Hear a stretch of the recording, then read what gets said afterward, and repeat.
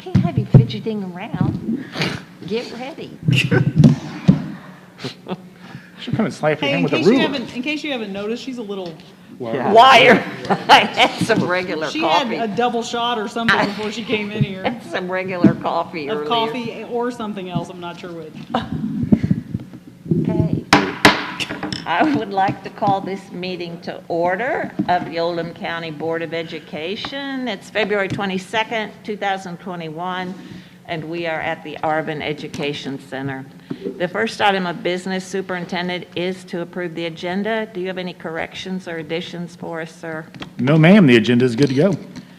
Motion to approve the agenda, please. Made by Mr. Woosley, seconded by Mrs. Hundley. All those in favor, and that's 5-0. Mr. Greenwell, welcome, and would you lead us in the Pledge of Allegiance, sir? Sure. I pledge allegiance to the flag of the United States of America and to the republic for which it stands, one nation, under God, indivisible, with liberty and justice for all. We are going to go straight to our instructional session. We do have a couple of guests in the audience, which I would like to welcome. They are some of our staff members, and we are so pleased that you are here with us today. Mr. Deves? All right, so I'll be short and sweet and then sit right back down and let Trey take over. But we thought today would be a good opportunity to bring in front of you some operational updates from the area of technology. About 2.5 years ago, we started the journey of let's plan ahead and have a recurring cycles of how do we upgrade, refresh, and keep going forward. And then, of course, this year, with all the new technology and different devices, we thought it'd be a good time just to update on that as well. So Trey's put together a presentation just to talk about what him and his awesome team have done. I will say, just from my side of it, Trey has really taken the technology department and just run with it in the last 3.5, 4 years since taking over. He was always behind the scenes, and now coming to the front of it, has done tremendous things for the county and for the students and for us getting to where we need to be technology-wise in Oldham County. So he's here and talk about the work that him and his team have been doing the last couple of years. So. Thank you. Completely agree. Thank you, Mr. Deves. Mr. Greenwell, I will freely admit this is the first instructional session report that I've understood nothing in the report. So take it away, sir. So please feel free to ask questions. I have at the end a little section for questions, but we'll take it nice and easy here. So thank you for letting me be here, and thank you, Mr. Deves. I will have to say this is my 3rd year as director, and it has flown by. It has been, Wow. It's a flash in front of the eyes. So one of the things I started out with is this right here. This is our refresh cycle of our important items. Each one of these items, you might have to take a step or two, but these affect the classroom experience. So if you remember probably 4 or 5 years ago, looking at the first item on the list here, wireless network infrastructure, we had poor wireless experiences in the classroom. Mm-hmm. So one of the first things that we did was look at a refresh cycle for our wireless infrastructure. Then when I came in as director, I took that same philosophy and we looked at all of our critical infrastructure. So as you can see, we are in our 3rd year on the wireless network infrastructure. That's represented in blue as we're running on this new equipment. Here in a couple years, we're going to be looking at that green window or a refresh window. We want to make sure that we continue the experience in the classroom to be a positive one. Same thing with the wired network. That has a little bit longer life to that.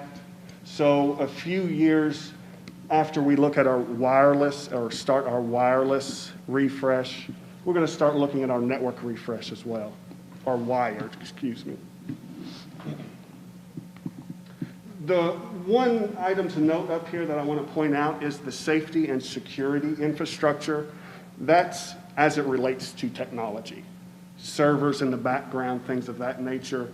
It doesn't include cameras or anything like that. This is just the technology component to that. And we are actively in an interactive classroom refresh. That's displays and audio within the classrooms. And to be honest, we're a little bit behind. This graphic is a little bit behind. Last year, we were able to refresh Camden Station, LaGrange, Buckner Elementary, and Kenwood. We were hoping last summer to be able to refresh North High and move on with the other 3 schools and continue with Oldham High this summer. But the elephant in the room, COVID, the evaluation cycle of those displays has kind of gotten us off track a little bit. So there is a budgeted line item. I believe Ms. Anderson mentioned it a couple of meetings ago that has not been, spent yet. We're going to be working here within the next few months to actually get through North High, Centerfield, and potentially Goshen's refresh before the end of this school year. But Crestwood and Oldham High was a large component of that budget that we will be under budget for this year. I can say that definitely so. Let me ask a question. Yes, sir. Can, I'm sure you're going to contract this out. Mm-hmm. Could you get another contractor to catch up on the? We're looking at ways to catch up. Basically, if we do 2 additional schools next school year, we'll be right back on track. So there is some component so the way we evaluate, the way that schools choose what is refreshed is that there's a 12-week evaluation period that Dr. White and her team on the instructional side has 4 teachers with 4 different types of displays that every 3 weeks they switch a different panel so that they can choose within their building, okay, this is what works for us at this building. So yes, but we want to make sure that we also include the schools in that evaluation. So that's really what's delaying this a little bit, since we haven't had that eval in the buildings as much as we would in a normal year. And just for clarity purposes, this is the difference that Trey and his team has brought, because the former director of technology basically picked the equipment and then the schools had to figure it out. And so the customer service approach from the technology on Trey's side with Brent's leadership is that we will really want to make sure that the staff feels very, very comfortable with what they're going to choose, because then the expectations for use is much higher than what it was. Arvin is a prime example of that, where those boards that we've seen throughout our board meetings, that was the first time we ever used that company. And that was because the school here really liked it. Trey gave it the thumbs up with all the technology stuff, and it just made a better experience for the classroom teacher. Excellent, thank you. Hey, Trey, tell me real quick about how the elementary schools picked one and the high schools all of a sudden picked up just now. Yes, so we've had a trend in that all the elementary, except for one, Buckner Elementary, LaGrange, and Kenwood Station had all chose the same type of panel. It was a clever touch. It really suited the elementary's needs. We just finished the evaluation for North High, and they have chosen a completely different type of panel, an actual, well, I don't want to say just yet what it is, because we're still looking through some procurement avenues.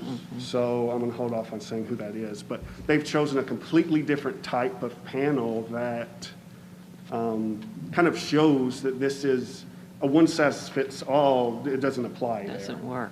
So, I mean, we might see when we look at the middle schools that there might be another product that fits better for the middle schools. So Interesting. Yeah, Yeah. we want to make sure that, this is a large expenditure. We want to make sure that it is instructionally useful and that it is used instructionally. Yes. So, Thank you, Trey. you're welcome.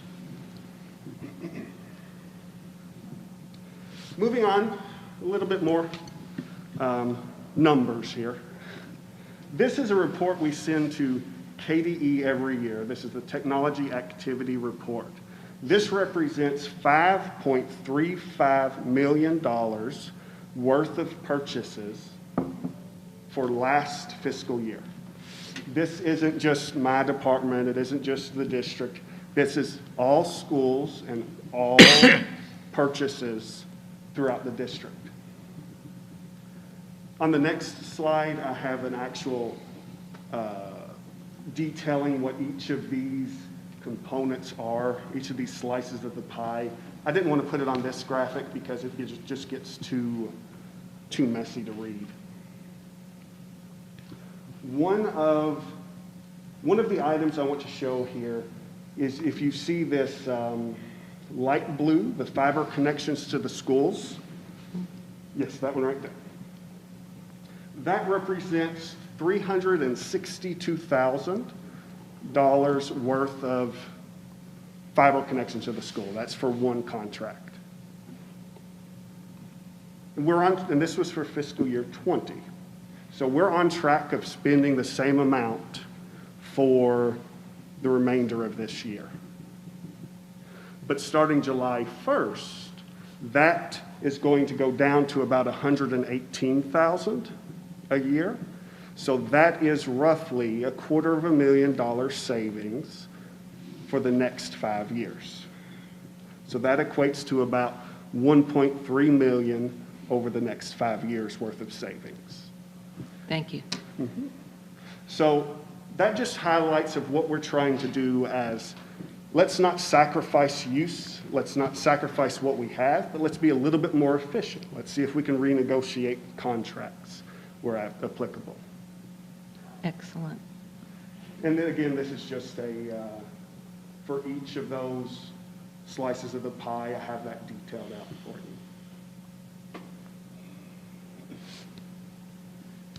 Another report we send to KDE. This is the Digital Readiness Survey. This shows both staff and student devices, the number of staff and student devices that we have throughout the district. I don't have this fiscal year on here or this school year on here yet because the report is a year behind. I'll wait until the end of the year to actually report these numbers. But this shows growth within the district. I've been here since 2011, and actually yesterday marked my 10 years being within Oldham County. Wow. So I tried to get data all the way back there, but I couldn't find it. I had to look anecdotally. We're shocked. Anecdotally, I knew that we had around 5,000 to 6,000 devices in the district. And those were mostly Windows and a little bit of Mac devices. That was 10 years ago.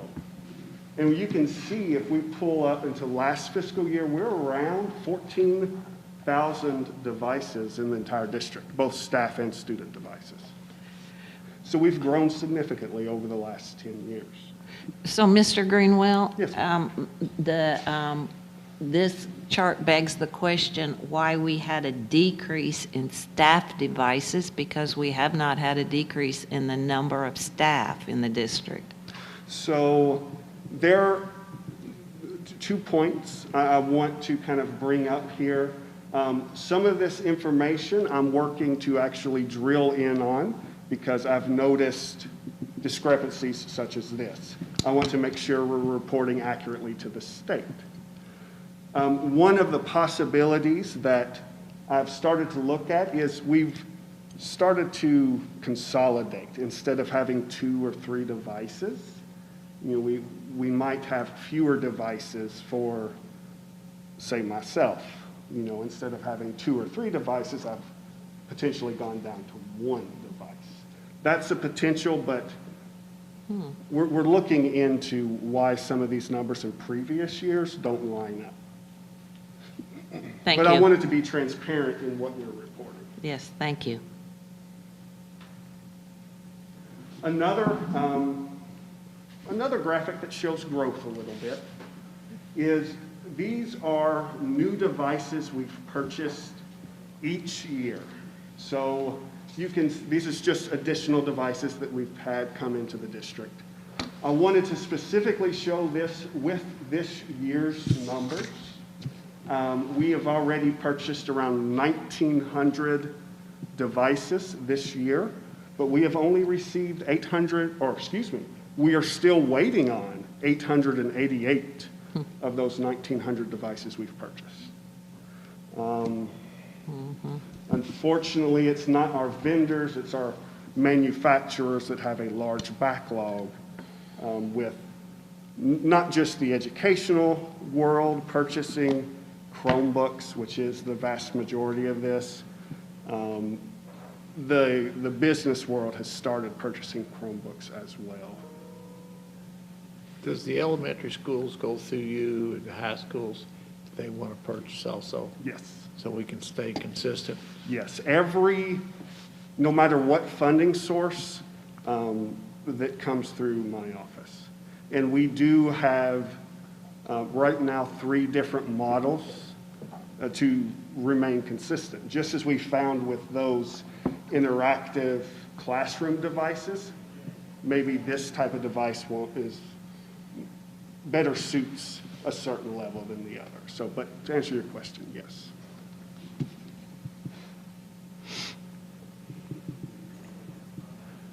The final slide is, I just wanted to provide a picture, again, the elephant in the room, COVID of the last year. The number of the devices that we have loaned out during NTI, which is in green, the number of devices that today are loaned out to students, which is in blue. And then the little sliver of orange over there is the number of hotspot devices that we have loaned out, which those numbers are 211 hotspots, 3,784 devices loaned out during the NTI. And today we have 3,457 devices loaned out to students. So I'm going to ask you to repeat those, Yes. Mr. Greenwell, because we don't have those graphics on our slides. I do apologize. We I have- can send this out. That's okay, Trey. So NTI 3,700, NTI 3,784. okay. Hotspots 211. And devices loaned out today 3,457. Thank you.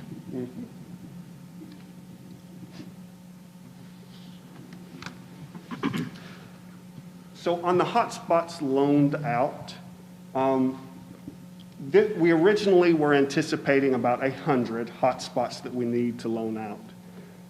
We went to about 150, and now we're at 211. The majority of this number is families that are struggling financially. There are some situations where maybe a family can't receive a landline internet connection, but the majority of this, 211, are for financially struggling families.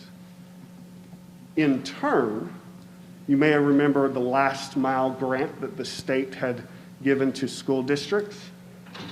That is specifically for those types of families, and so a lot of that is covered out of that grant. That was originally until December of 2020, but they have extended that to allow us to use those funds until the end of this year, and we will do so. Excellent. I am over by 3 minutes. I try to get 15 You did a great minutes job. in. Questions, board Any members? Everybody has a question. Mr. Woosley, we'll circle. Trey, you talked about the 12-week evaluation period that we do new technology, but how often do you survey teachers and students to see what the needs are? I think there's 2 different things. So the survey that he's talking about is just on the refresh panels, on those type of things. It's not necessarily a survey on what a particular need is outside of what we did for the beginning of the year when we were trying to figure out devices. Is that what Okay. you're asking? So do you do that? Do you survey staff and students to see what you need? Or do they communicate with you when they have needs, Trey? So the best example of how that would be the local school technology coordinator works with their staff, and we work in tandem with those school technology coordinators. That might be the best Very representation. good. Okay. Did that answer your question? It did. You said that you're not reviewing you're not looking at camera updates when you do the refresh. Do we have somebody that's doing those?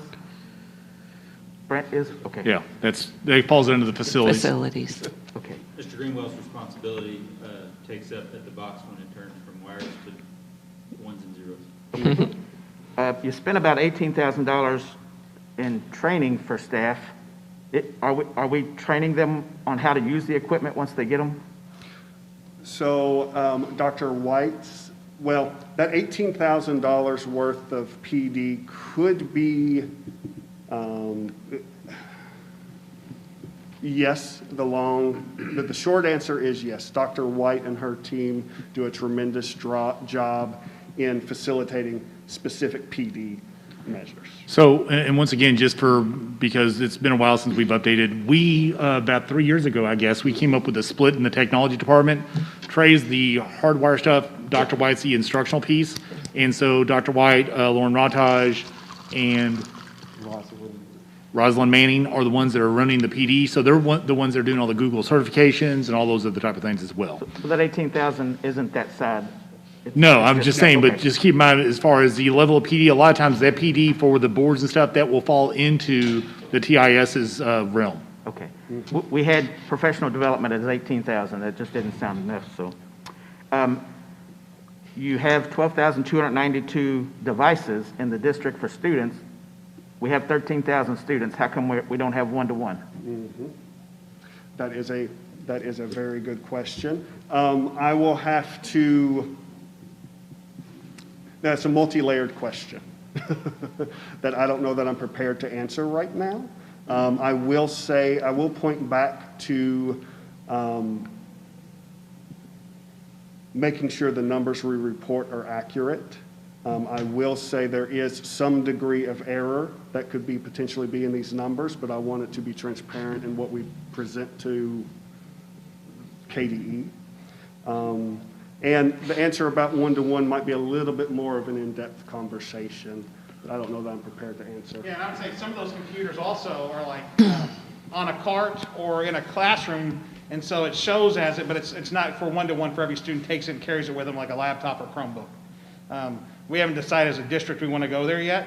I know we've done some pilot programs with leasing programs, and then we've supplemented for some classroom or some mobile carts, but it's not a one-to-one.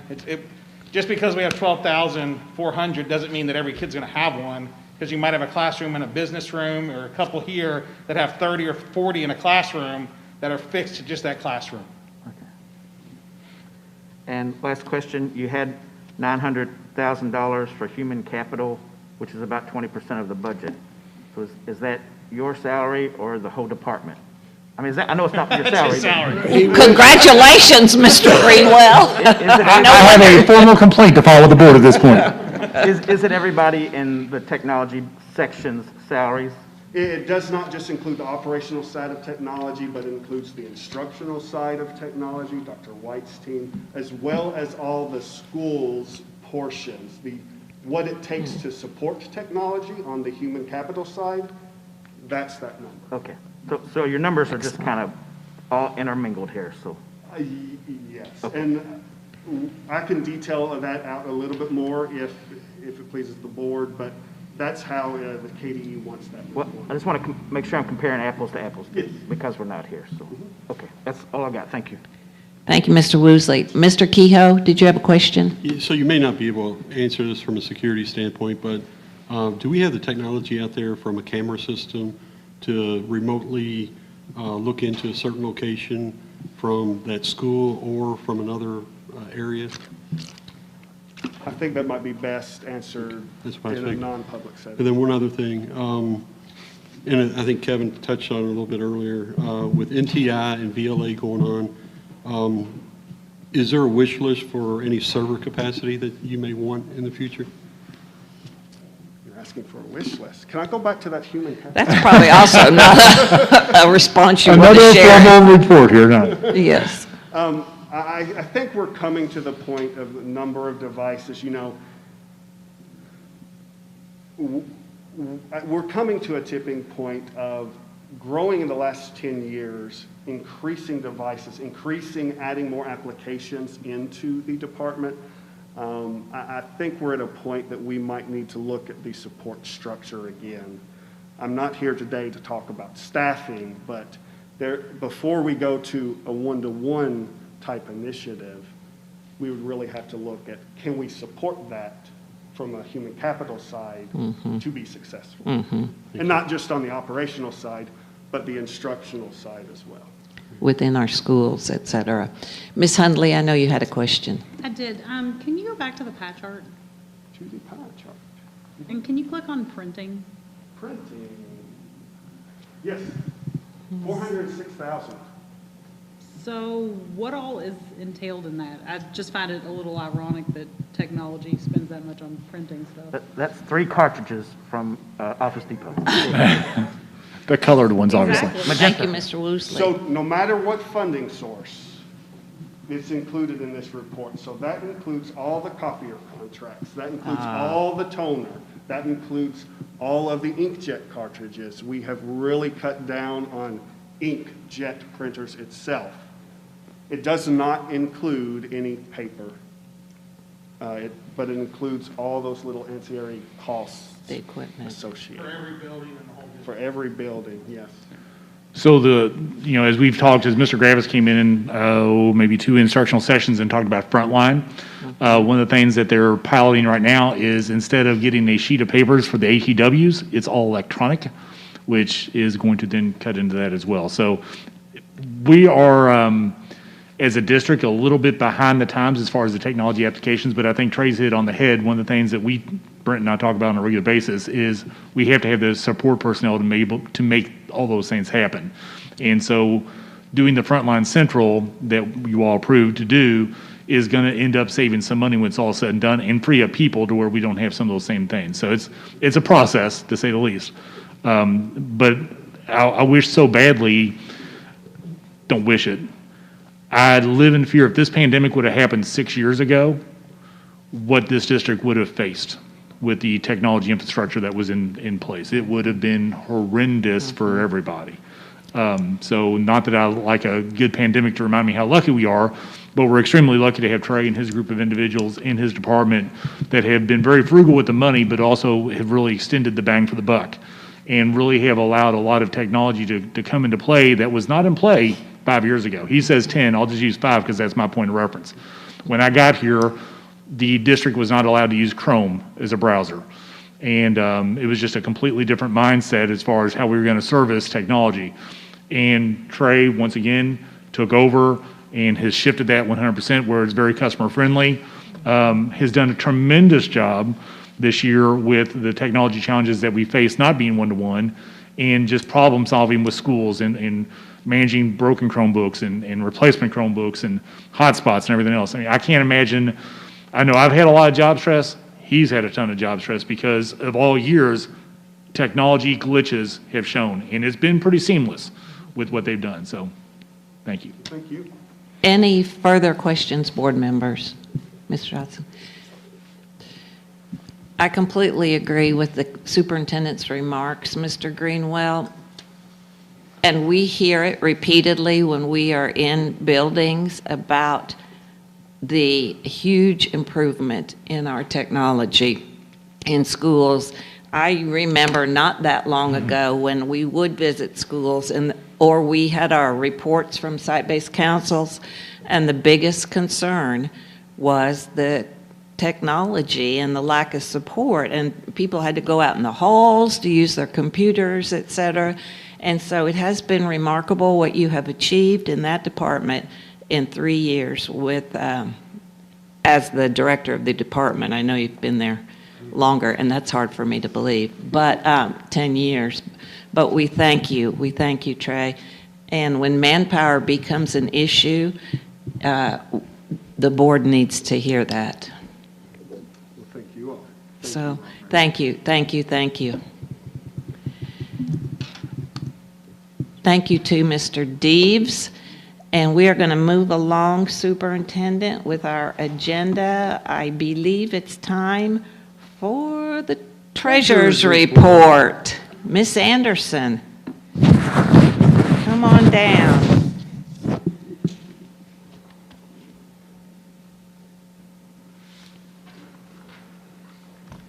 Good afternoon. Everybody.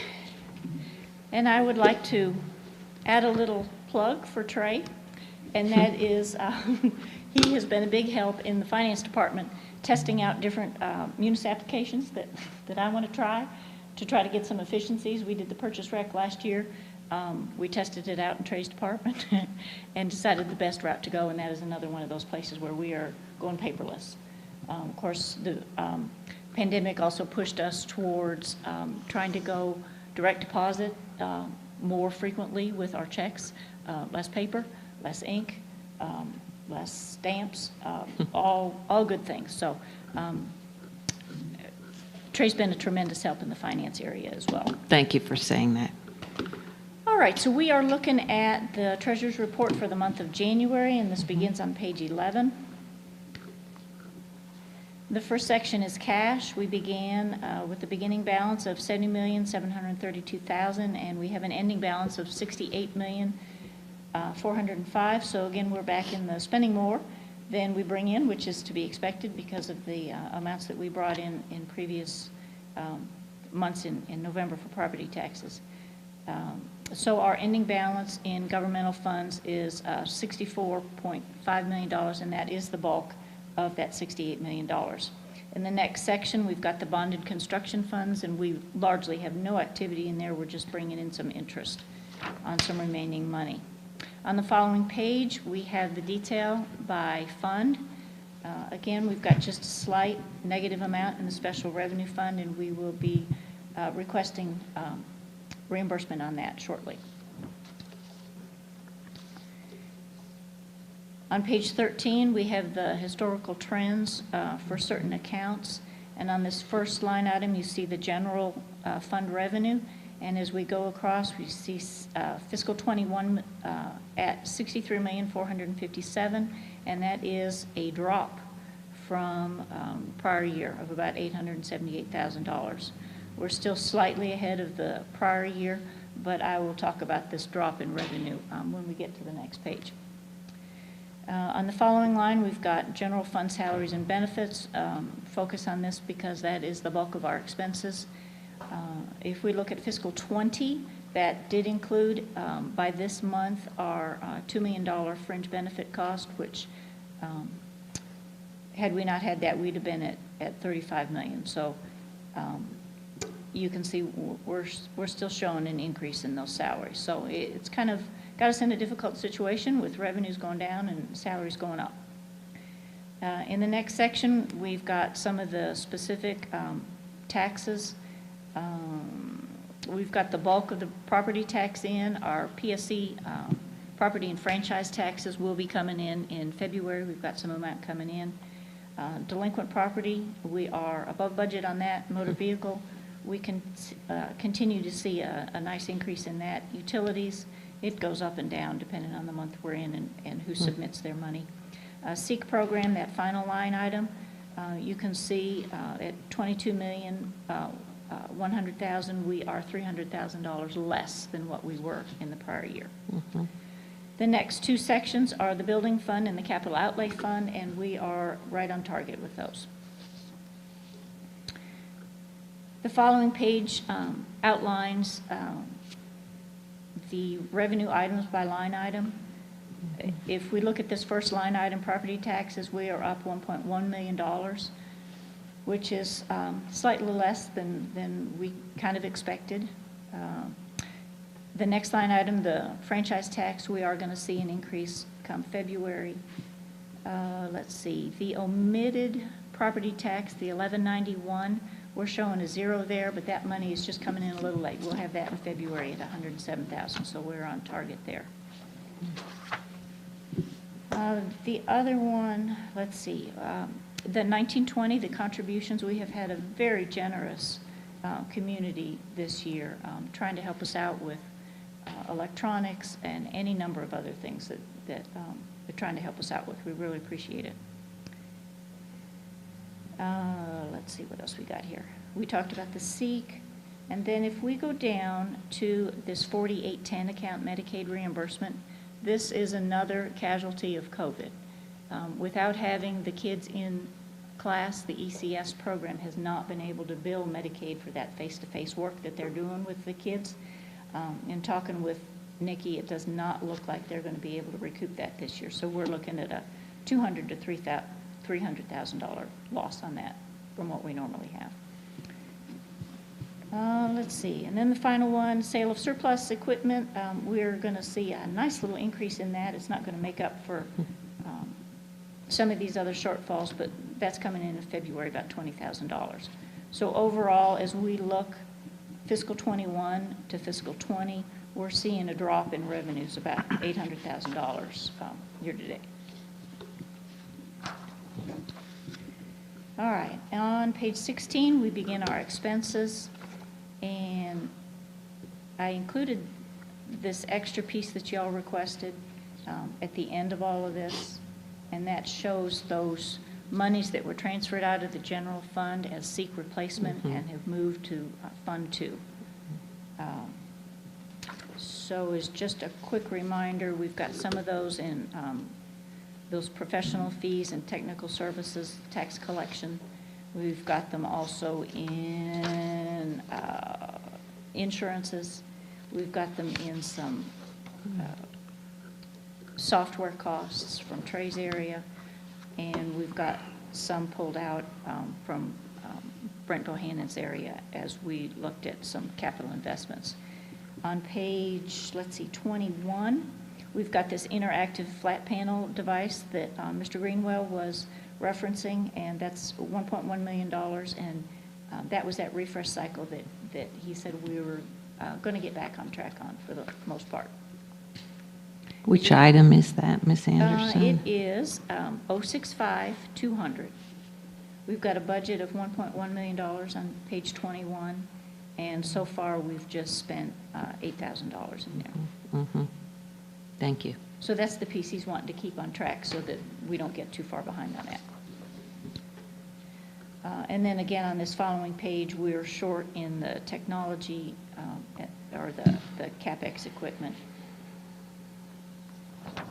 And if we go to the final page of this, page 23, we are seeing a decrease overall in costs, even if we were to add back in those SEEK funds.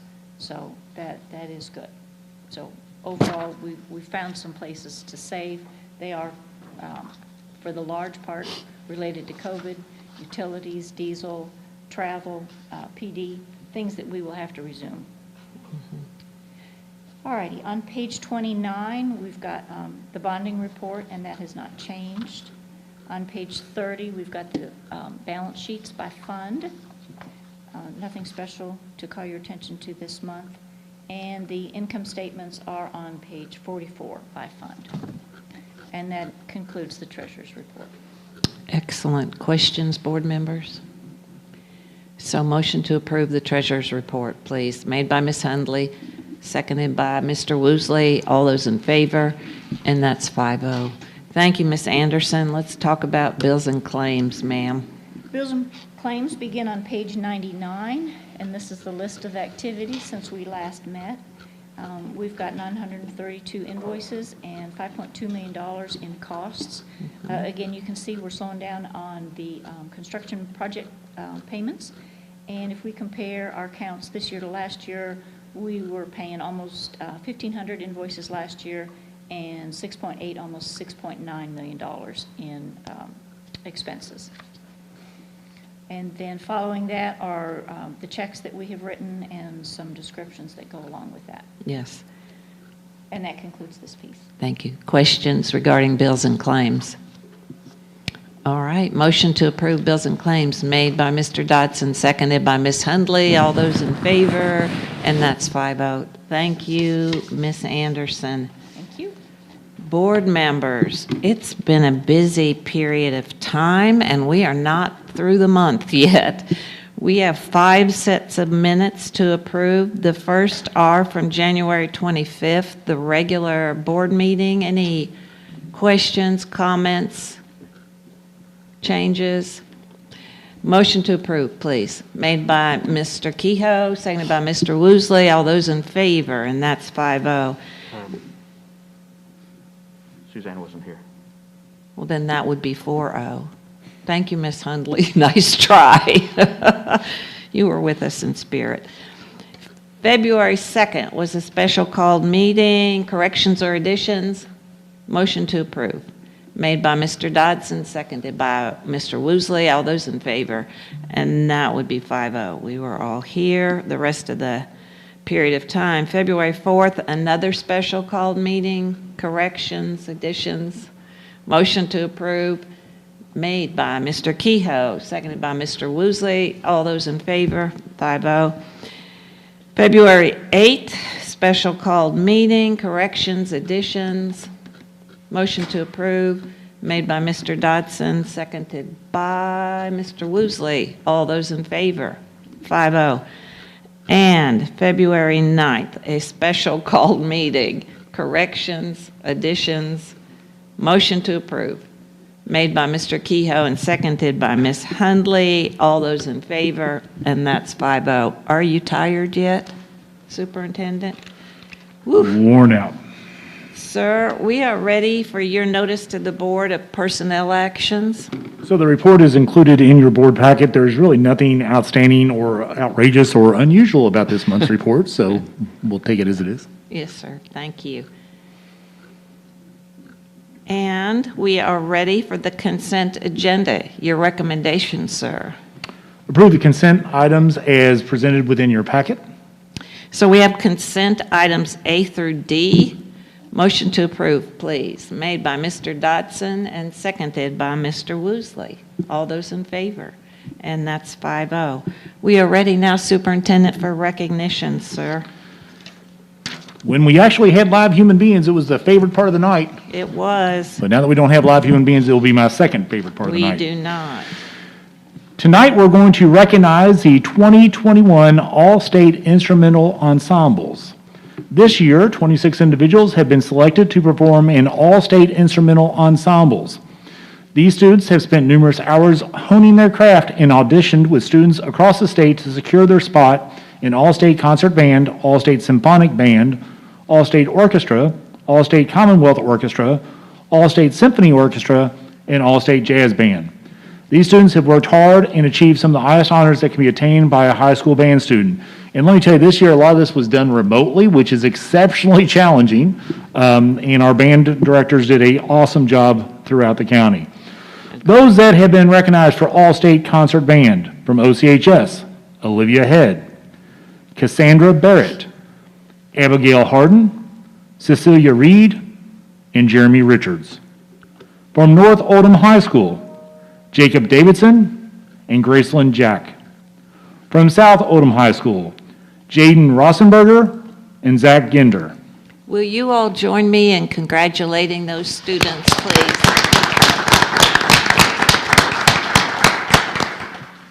For All-State Symphonic Band from OCHS: Joseph Dennis, Ashton Jones, Hannah Sinners, Maya Otterbach, Aaron Cook, and Madison Lager. From North Oldham High School: Joe Mayako. That's hard to say with a mask. Colin Bouchard, Katie Clifford, David Newhoffen, and David Williams. Again, let's congratulate those kids. For All-State Orchestra from Oldham County High School: Natalie D. Simone. From North Oldham High School: Anna Rausch.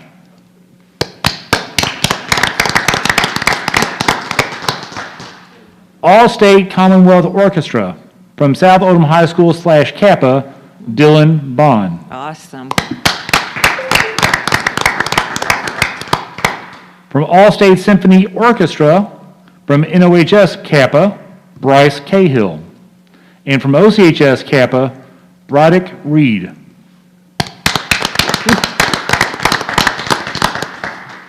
From All-State Band, from Oldham County High School, Will Metling. Wow.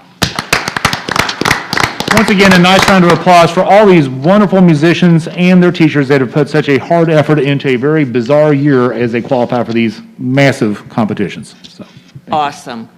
Once again, shall we congratulate them all? Yes, let's do. Thank you, Superintendent. We are ready for Superintendent Report number 1, sir. we have Ms. Corson at the ready if you need it, but we have some draft policy revisions for fiscal year '21.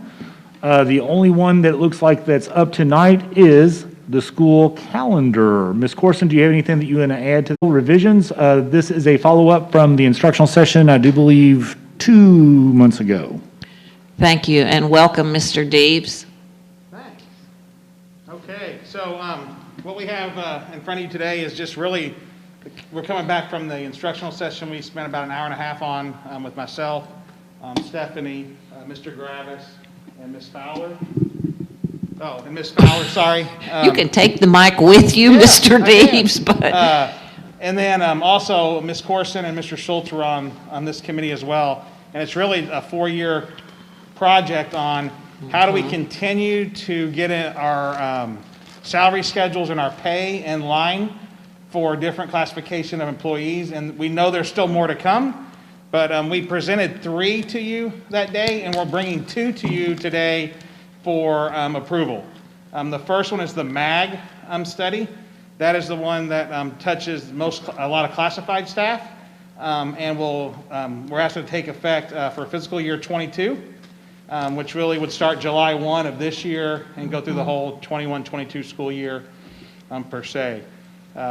We've looked at the budget, we've looked at our numbers, and instead of saying, let's just do a third or a half, we felt like we could pull off the third option that we presented to you at the instructional session, move forward with this entire salary schedule change, and then the second one we're going to present after this and make it go. So basically it has the unified codes. It puts like jobs with like people with equitable pay, and your distinction of the number of hours you work, the number of days you work, and then the duties. And then there's an equal increase in salaries or in steps, both on the 30-year scale and between each of the unified codes of 102, 103, 104, 105 throughout. We think it's much easier to read, and we think it's much easier to understand for people who are looking for jobs and aren't caught off guard when they are offered a job and said, wait a minute, that's not what I thought it was, on that piece of it. So we're all here to answer, the 2 of us are here to answer questions, and Mr. Gravis, if he's out there too, we can bring in if you have questions on that piece. yes. And so you are correct, Superintendent. We did have a lengthy instructional session regarding this very salary schedule, and we have looked at this in the past. One of the big items that we charged the superintendent with when we hired him was to conform the salary schedules, which were a bit chaotic, left over from years past. And so this has been a huge undertaking for your committee, Mr. Deves. Let me ask if there are any questions at this time. We will see this item again in action items, but do we all have any questions right now, y'all? This also has the extracurriculars on the backside of it. Ms. Hundley? I know that some of the coaches and athletic directors were interested in the stipend policy. Did you take this back to them and ask if they liked it better than the last one, or? No, we did not. And one of the reasons we did not do that was we also didn't go back and ask all the classified staff, hey, do you like the new salary schedule? Do you like the new thing? So what we did is we took the feedback we received from them the first time and the feedback we received from you all about, hey, let's get steps in place. There was one about how to add an additional coach at 20 extra players for football. And we try to put all those places about the splitting stipends. So we took all their feedback, all your feedback, and then brought this back to you. We believe there comes a point when you go and you ask people if they like their salary or not. Some people are always going to say yes, and some people are always going to say no. But when we looked at the philosophy of it, we felt like it was still the right direction from all their feedback and your all's. Okay. That answer your question, Ms. Hundley? Yeah. Mr. Kehoe? Just one question. Are you splitting the votes up on this tonight? The teacher's salaries versus the coach's salaries? However it's presented in the action item, Mr. Kehoe, we'll take action as it's presented, and we can discuss that. You also examined what like districts were doing in terms of their salary schedules. I know Yeah, there was so, far more that went into it than... And then we capped the top coaches. But remember, most everybody, if not all, will be grandfathered in. Yes. And if they're at a salary above that, they would continue at that, they would have that salary locked in. And if they were below it, they'd be brought up. Yes, good point. I was hoping you would make that point, Mr. Deves. Other questions, board members? All right, we appreciate that information, and we'll see you again later in the meeting, Mr. Deves. Superintendent report number 3, Superintendent. It's our favorite and only facilities director, Mr. Brent Bohannon. Yes. For goodness sakes, it's our This is very one of the- old-fashioned facilities More than director. 400,000. Architects still like paper. Yes, they do. Thank you, We do Mr. also like Bohannon. the ability to present to you digitally as well. The papers that you have in front of you now are put together by our design team, and I would like to take a moment to introduce our design team. Yes, please Some do. of which are with us today. We have Matthew Harris of Studio Kramer. We have James Troutman with Sharp Tate Wilson. Sorry. James Troutman with Sharp Tate Wilson. Thank you, that's better. We have Asato Toshiro with Sharp Tate Wilson also. We spoke last week. This is Sharp Tate Wilson's first project with us. They're not new to the K-12 design game. They've been in it for some time. But the Louisville office is helping us out on this project, like I said, with Studio Kramer and the rest of his design team who've worked with us in the past. Excellent. If you look at the first page there, it kind of has an overview of what the overall schematic of the scope of work that we're proposing here. We're currently in what we call the design development stage. Kentucky Department of Education has deemed this a Tier 2 project, so we don't have to have an official approval of the design development stage. We'll slide right through to the construction document phase before we come back to you with an action item. But And- we wanted to go ahead and give you an update. For the And- greater audience, Mr. Bohannon, this is East Oldham Middle School Yes. we are discussing. I'm not sure that Sorry. we mentioned that. Okay. Thank you, sir. And the, instead of, I don't know if y'all have noticed or not, but we've had some inclement weather the past couple of weeks. There's not a whole lot of updating to do construction-wise, so we I'm figured to take the shocked. opportunity to do some design work. Yes.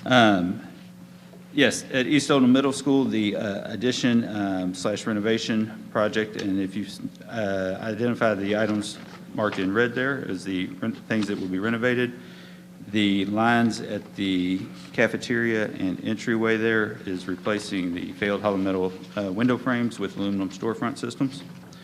At the entrance piece is replacing a deterior skylight at the entrance canopy. The square directly adjacent to B25 there is what's currently being used as their makerspace and robotics classroom. And then the area identified in the yellow is the addition that would be placed on the west wing of the building, and this would be the wing that runs towards Locust Grove for your reference there. And if you flip to the next page, it kind of blows up that portion of the addition, gives you a little more detail on what we're proposing to add to the building here. It's a 4-classroom addition, 4 resource rooms, and a makerspace. This makerspace was something that is going to be identified in the KDE documents as a SPDM allocation. This is something that the school really felt that their programming needed this type of space. The space that they have now was a computer lab that was kind of converted in that space, and it's pretty tight for the activities that they're doing in there, especially with the robotics programming. You've seen I think they've had their student showcase here, which takes up quite a bit of space. Yes. So this is this will be replacing that space, and that space will be converted into more media center space as part of the project. Frank, can I ask a question? Yes. What, and I don't know if you know the answer to this or not, but what type of activities or things are the resource rooms used for in middle schools? There's a wide variety of them. Some of them are used for intervention. Some of them are used for special education, ECS classes. Some of them are used to house one-on-one interaction and office space for specific school staff. It's basically a allocation that can be used in a multitude of different ways. Okay. And the resource rooms are, if you remember from our last conversation 2 weeks ago, are specifically itemized as part of the KDE model code. So a school of this capacity would have to have this many. So these 4 would bring up East to that, to meet that Minimum. requirement of the Yes. model code. Thank you. And the next page here is a exterior rendering, Nice. because we know how much we like eye candy. Nice. But as you can see, that this is, Claire. Hold on. this addition is basically just a continuation of that wing. And if the board remembers, when this school was originally built, this area was identified for an addition, and the pad for this was built into the addition, so, or was built into the original project. So this extends, like I said, towards Locust Grove. You can see that there's a walk provided along the edge of the building as another feature that the school had identified as a need to allow a safe way to schools from the neighborhood next door. Currently, the sidewalk comes to the back of the school, and then they don't have a way from the back sidewalk to the front sidewalk. They used to enter, if you remember, through the gym to house before school. This is, seems like years ago when we had everybody in the building. Wow. But this would give them a safe route to the front of the building so that they can enter at the front. Yeah. Mr. Dodson, did you have a question? Yes, what's in this spot now, is parking places in? No, it's grass. It's the grass lot adjacent to the cooling tower, if you're picturing it. Reason I was wondering, if it was taking up any parking places, we need to add replacement parking places. It's not taking any parking at all. Okay, good. The next rendering is, actually the next 2 renderings are 2 interior views of that makerspace and how that might be fitted out. Obviously, you can see Nice. the finishes on there are not specific, as we're just in the design development stage of the, Yeah. they probably won't have pink chairs, but but you can really get a They're feel kinda of the red. space and the openness to have not just instruction in the space, but you can also have those gathering type robotics courses and building. And we hesitate to call it a STEM lab. I know that that's kind of the terminology that gets thrown around a lot, but the school uses it more as a makerspace because they actually have tools and they use it for different classes, not just for science and those different technology Science classes. technology could be used for related arts. So all of this furniture will be flexible use furniture that can be easily moved, and the space can be adapted to whatever's being used either during the school day or after schools for such events as robotics or future cities or whatever they may be needing that space for. Looks like an awesome space. That terminology, makerspace, is new terminology, fairly new terminology to us. Yes, I think this is something that's a recurring theme that you're seeing in a lot of the additions that we're doing and renovations that we're doing now, where these large open spaces that aren't structured as a classroom is structured, that you have the ability to kind of move all the furniture out and use the space in different ways, is becoming very prevalent. And we've done it now at Goshen. Camden renovation had a space like that as well. So each of the renovations that we have coming forward will probably feature that type of space in it. Thank you. Are there any other questions? Yes. Mr. Dodson. East Oldham needs something else. Can we get this in this project, more parking spaces? I'm very familiar with East's need for parking. There is site improvements included in this part of the project. We aren't specifically adding parking to this project. We are doing some site improvements that I forgot to mention earlier, LED lighting on the, as an alternative for all of the site lighting, pavement repairs and driveway fixes up the drive from 22 to the bus loop, to the parent loop. And then there's significant stormwater issues that they have as it rolls off the parking lot down to the retention basin at 22. I don't currently have additional parking in here. That was something that we have thought where that might be. I think it would be probably the board's best interest to get this built and figure out where the best place for parking would be after that.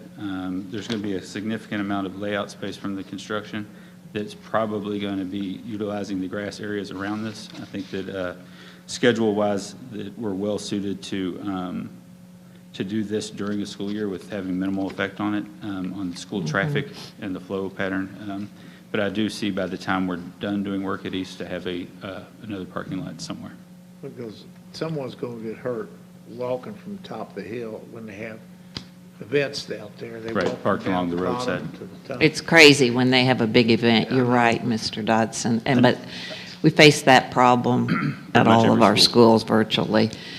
One more portion I wanted to, Yes. that's not shown on a graphic, but is included in the project is the re-roof. This is one of our shingle roofs that we've been in the process of replacing over the last 3 or 4 years. So this will be another one.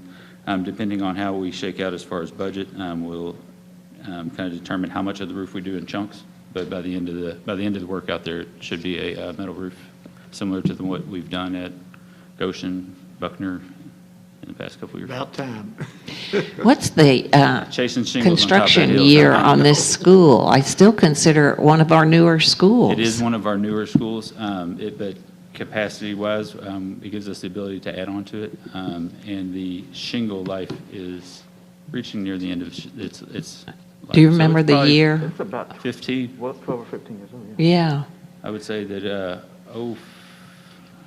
05 may have been the construction date. 05, Roughly. 07, one or two, yeah. So we are adding 4 classrooms and moving the capacity from what to what? Because generally, we like our middle schools to hover around 700 students. Right. This school was originally designed at 600, if I'm not mistaken. The way the classrooms are used currently, KDE identifies it at 533. This addition would bring it back to 650. So, and that would give us probably about a 10 to 15% growth period in there. Hard to believe already. Other questions, Mr. Bohannon? For Mr. Bohannon? I'm good. Thank you, sir. Thank you all. Nice report. Thank you, design team, for joining us. It looks like an awesome project. Thank you. I just would like to say, and Brent wasn't around when that was originally built, but kudos to Jim Ewalt and the board at that time, because by putting that slab in, they put it in at that cost those years back. So that's going to be an overall cost savings for the district. Once again, forethought on the side of the facilities will make things a little bit more affordable going forward. Yes. Forgot to flip the screen. Nice. Nice. All right, thank you, everybody. Mr. Schultz, we're ready for our action item E, sir. All righty. We have Ms. Corson in the house if need be, but we have some second readings of policies from the last month. 5054 on non-working days, 7010 supplemental federal funding, 7013 food services, 7014 nutrition integrity, and 8025 pupil transportation. These are second readings, and these will go into effect starting, I do believe, Ms. Corson, unless you tell me otherwise, July of 21. Yes, sir, and we have seen these policies last month. Let me ask if there are any additional questions. Mr. Woosley has a question. And Ms. Corson, I'm sorry that I did not get this to you ahead of time. On 8025, on the transportation policy, specifically the bus assignment, when we would eject a student from the bus, should we have some type of language in there where an SRO or a police department would be contacted, or are we just dropping somebody, a student off at a random location? Well, what would typically happen is I'm got to ask you to come to a microphone, Miss Ann. Do you, Brent probably can help with that answer, though. what would typically happen is they would not just drop a student off, eject them from the bus and leave them somewhere. What they would do is radio in, tell them, we've got this situation, somebody will come out and meet them, or they would call the parent and say, we have to eject your student, you know, can you meet us? So it's not designed to just drop them off without any adult being aware where they are. Mr. Woosley, I understand what you're saying, but that's not how I read it. how does it read? It says that it should only be done in the most extreme circumstances. It doesn't really outline, like, are they going to do it at a specific location? Right. That would be more of a operating procedure that the bus compound would come up with, and it could be either an administrative regulation or it could be in the transportation manual. But they would decide, probably because there's no one answer, because every route is so different, and some of them are in a more urban area, some of them are more in a rural area. So I think they'd have to really decide how they're going to implement it at each. I just want to make sure that Yeah. we've left enough room in there that says a bus driver can't drop a kid off at just a random spot. Right. Okay, We would not leave them just randomly on the side of the road. okay. And then also in that same Before policy- you move on, Mr. Woosley, can you add to that discussion, Mr. Deeves? Yeah, the only thing I would add to the discussion, it also depends on the circumstances. We got to keep the other 35 kids safe on a bus. And sometimes you might evacuate the whole bus and leave the one student on the bus, kind of like when we clear a classroom. So you got to have a little bit, because you don't want to say you have to wait for something if the situation dictates it. I can tell you there's 2 of us that always have a radio on. Actually, 3 of us that always have a radio on. And we go to bus issues, wrecks all the time. Not that we have them all the time, but when we do have them, let's put it that way. We go to those, and then also SROs are called on the way if need be as well. And then we can transport in certain vehicles students that way. Okay, Did that But answer your if you question? drop a student, typically we don't leave the scene. If we have to leave a student somewhere, we don't leave the scene until adults are there or police are there. okay. It might be the door shut, and then we talk from that point. And we have that documented for our bus drivers. That is covered in their training that they receive annually. All right, good enough. Did you have another question, Mr. Woosley? Use of tobacco on the bus, do we need to add in language about vaping? Vaping, Any vaping, it's not allowed under our tobacco policy. Right. This is just another layer of, they also brought it on the bus, so they've now violated this policy as well. Right. I mean, and I think that was actually because they changed the regulations, that we had to put it in our policy, but we already had it in our non-smoking, no tobacco, no vaping. That includes chewing tobacco, every form of Right. So substance abuse. it is covered under our regular, it's been covered under our regular tobacco policy for a long time. Okay. That's all we got. All right. Thank you, Mr. Deeves. Thank you, Ms. Corson. So your recommendation, Superintendent? Approve those policy revisions for fiscal year '22 as presented. Motion to approve, please. Made by Mr. Dodson and seconded by Ms. Hundley. All those in favor? And that's 5-0. Action item F, sir. Ms. Anderson, if you would come up and take care of the tentative fiscal year '22 SBDM allocations to schools, please. All righty, on page 318, we are looking at this piece, and again, we're moving a little farther into the budget. As required by state legislation, local school districts are required to provide notice to school councils of a tentative allocation by March 1st of each year for funds and positions identified in sections 4, 5, 6, and 7 of this regulation. Sections 4 and 5 are allocation of staff, and we have a policy that covers that. This particular enclosure covers section 6, which is other minimum allocations, which for us is teaching supplies and is at 3.5% of base SEEK. And the final item is section 7. We will not have section 7 this year. our allocations for staff. Those meetings will begin in March, and we will, at that time, be agreeing on some tentative enrollment numbers and getting some tentative plans for staff. So at this point, the Section 6, again, is based on that 3.5% of the 20 SEEK when that was established, and so that's $4,000, and that's about $140 per pupil. So if we turn the page, you can see that Mr. Williams has projected 12,308 students for the upcoming school year, and that translates to $1.7 million in the school allocation. Prior year, we were at 12,564 and $1.7 million by the time we finished the year and we took into all the VLA activity, we were down to 1.723. So we're about the same place that we ended up last year. So the recommendation for that is to approve for fiscal 22 budget the Section 6, 4, 5, 6, and 7 SBDM tentative allocations. Yes. This is a nice report, a nice reminder to board members of how allocations are determined for site-based councils, and they can use that funding at their discretion. Let me ask if there are any questions. Board members? Is there that many different students, number of students between Goshen and Crestwood? Yeah. Yes? Yes. Yes. Yes, and keep in mind, that's one reason, think about this, that's even with the rebalancing in effect that, 2 years ago, so guess what's coming down the pike eventually? Rebalancing.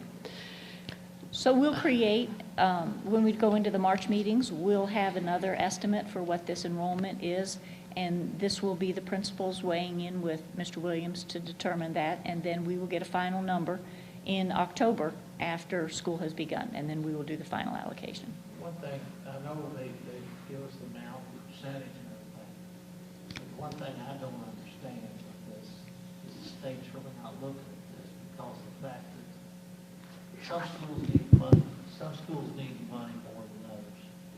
That there should be a balancing on the need of the school compared to Grange and Goshen or whatever. Sir, if you would run for government office, I would vote for you on that platform. I mean, because it's very true. I mean, I just had this conversation with David Osborne today via email on a potential legislation that would really negatively impact us because we only got, how much, Mr. Kehoe? Yes, $1.5 million in CARES 2 money that is not even comparable to other districts that are our size or in our locality. And we are what they call a SEEK loser at the government level, which means that our local, we pay a lot more for our local schools than what the state pays for. It used to be about a 60-40 split on the state versus local, and now it's a 40-60 split. Not our fault. In fact, you all have done an excellent job raising taxes when the superintendent has to ask you to do so, but that is why we have to do that, because we cannot count on the state to provide the educational opportunities that our community expects. I do feel like we've strayed a little bit from the subject at hand here, which is this is formula-driven and based on number of students within a building for supplies, et cetera. And so otherwise, I agree with everything you said, Superintendent. Thank You're The welcome. flexibility that we have is to drop that from $140 per student to $100 per student, or somewhere in between. That's still not going to affect the lower income schools. No, what we would do then is reallocate those funds to those lower-end schools, which we've done in certain ways. I mean, if you think back to site-based reports a couple of years ago, LaGrange was a prime candidate. The board actually asked me to find money for some laptop or some Chromebook carts because they did not have it in their operating funds, and we were able to do so. And so we do that on a regular basis through a variety of other things. Ms. Anderson dreads these staffing meetings because that's usually when principals come with a wish list, and we then have to figure out what we can and cannot afford. So we try to ensure that none of our schools do without, but it would be a heck of a lot easier if there was more equitable funding coming from the state. Yes. So I'm going to ask you for your recommendation, Superintendent. I forgot what we were talking about. No. Approve the fiscal year 2020 sections 4, 5, 6, and 7 SBDM allocations, tentative allocations as presented. Well done, sir. Motion to approve, please. Made by Ms. Hundley, seconded by Mr. Woosley. All those in favor? And that would be 5-0. Thank you. We're ready for action item G, sir. Thank you, Ms. Anderson. Mr. Deves, if you'd come back up. This is the action item for approving the MAG salary adjustments, and also the way we have it structured is the co-curricular and extracurricular stipends as well. So what we're asking is approve these first two salary schedules. We know we might approve some other changes down the road, but we have to get with staff to talk about what they, where their new salary will go and have those conversations. And then we need to be able to put the numbers in Munis to be able to run the real projections versus what we ran before, just because you have to upload the system and do that piece of it. You know, what you said about just a minute ago about money, doing the flat stipend helps Stephanie know exactly what the budget's going to be every year versus the stipend piece of trying to guess what it's going to be. And that's just really, that's one of the biggest drivers in that piece of it is the human capital it takes to figure out hand by hand every single extracurricular, co-curricular, and in-school person when you do it on a percentage base. Right, and I do want to remind us of two statements that you make in your enclosure to us. The first is with regard to the MAG salary schedule. We say that most will see an increase in salary, others will see an increase in hours in salary, while others will see a decrease in hours, but an increase in salary. And then with respect to the stipend salary schedule, we say no coach, sponsor, or employee who is currently receiving a stipend for one of these positions will be reduced in pay until they vacate the position.